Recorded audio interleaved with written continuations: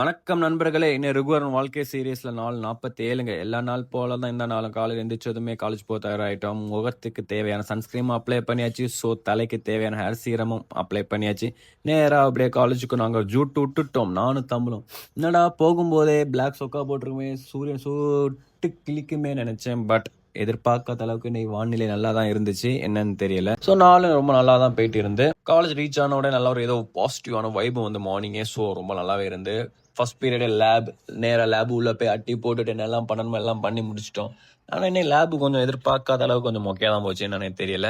அப்புறம் லேப் முடிஞ்ச கையோட பக்கத்தில் காலேஜ் பக்கத்தில் இப்படி ஒரு இடம் கேம்பஸ் உள்ளே நல்லா இருந்த ஒரு மணி நேரம் அமைதியா இருந்துட்டு அப்படியே ஃப்ரெஷர்ஸ் டே ஸ்டார்ட் ஆயிட்டு. ஸோ இவதான் சீஃப் கெஸ்ட் வந்து என்னெல்லாம் பண்ணணும், என்னெல்லாம் பண்ணக்கூடாது, டூஸ் அண்ட் டோஸ்லாம் சொல்லிவிட்டு ஒரு ரேம்ப் மஜாவா போட்டு விட்டாரு. ஸோ நம்ம ஜூனியர் பசங்களும் சூப்பரா பண்ணிட்டாங்க. எதிர்பார்க்காத அளவுக்கு சூப்பரா பண்ணிட்டாங்க. பர்ஃபெக்ஷன் சூப்பரா இருந்து. அப்புறம் என்ன உள்ள இருந்து எல்லாம் அட்டி போட்டுட்டு மொக்க போட்டுட்டு தூங்கிட்டு இருந்து சில பேர்.